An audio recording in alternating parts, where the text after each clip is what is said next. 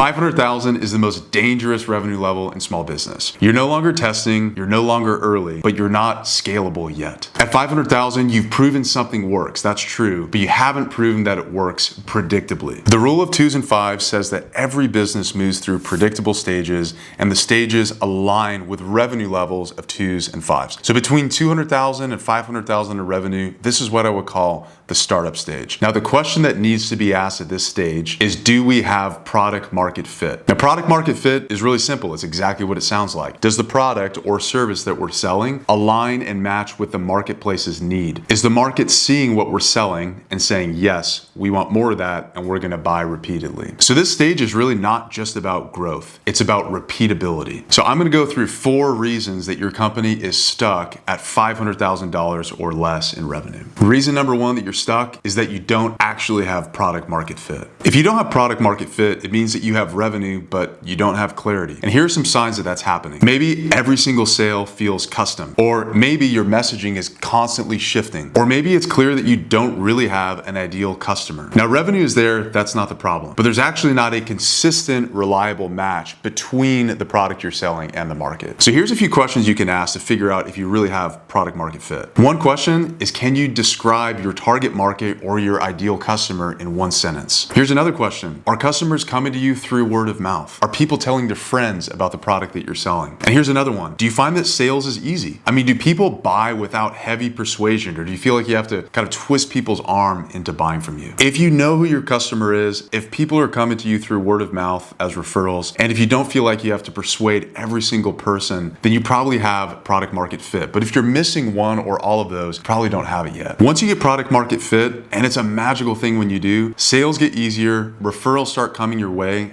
and you stop chasing customers. Reason number 2 you're stuck at 500,000 in revenue is you're scaling before you're repeatable. So common mistakes at this stage would be hiring too early, or maybe you're adding new products or services, or maybe you're trying to find additional target markets. Now, if you're doing any of those things, you might be scaling before it's actually repeatable. If your offer and your market aren't super tight, scale is actually not going to make it better, it's going to make it worse. Reason number 3 you might be stuck at 500,000 in revenue is you're too founder dependent.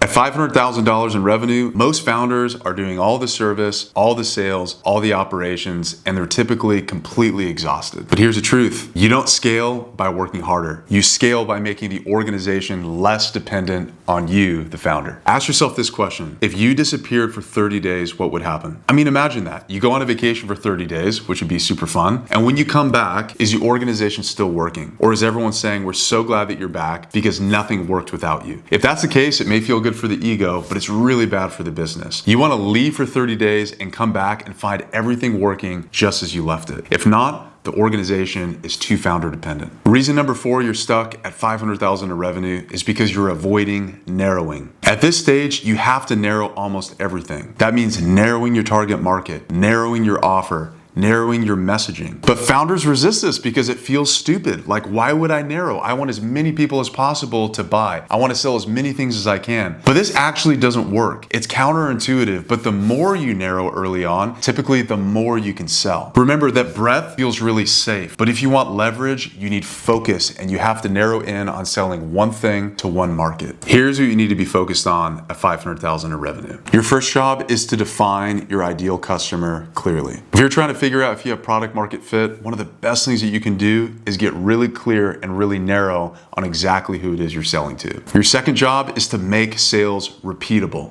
Don't worry too much about hiring someone or paid ads. Your main job is to make sure that you can get repeatable sales in every single week into the company. Your third job is to reduce founder dependence, even just a little bit. Resist the urge to only hand things off if someone can do things as good as you. Remember, if someone can do it like 80% as good as you, that's good enough. Get rid of it to make sure this org doesn't become too dependent on you. And your last job is to clarify one offer. Don't worry about selling 10 things. You can do that later. For now, just figure out one thing, the best thing that you can sell to your market, and sell it over and over and over. And once you break past that $500,000 revenue plateau, after that, you can add different offers. Here's how to know when you're ready to get to that next next stage of $2 million in revenue growth. You know which channels drive growth for the organization. You also have team members that contribute meaningfully to your outputs, and you, the founder, aren't doing 100% of the work anymore. But if today you're stuck below 500,000 in revenue, remember, you don't really have a growth problem, you have a clarity problem. Fix the clarity problem, and then the growth will come later. If you still feel stuck in the business and you want even more clarity, check out our executive flow assessment.